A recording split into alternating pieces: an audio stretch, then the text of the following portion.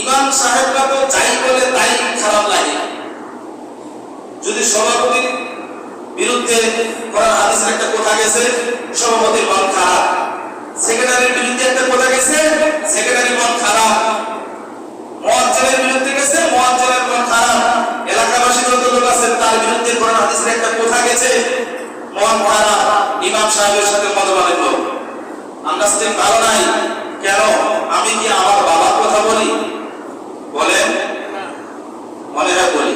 আমি কি আমার বাবার কথা বলি? আমি কথা বলি কার?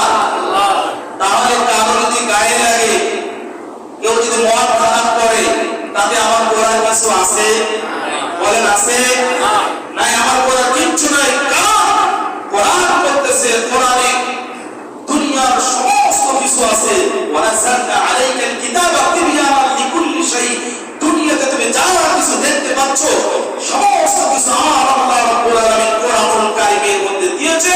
তুমি পড়ো, কোরআন পড়ো, কোরআন পড়ে করে মানুষদের কাছে বলে দাও। এই কথা কার?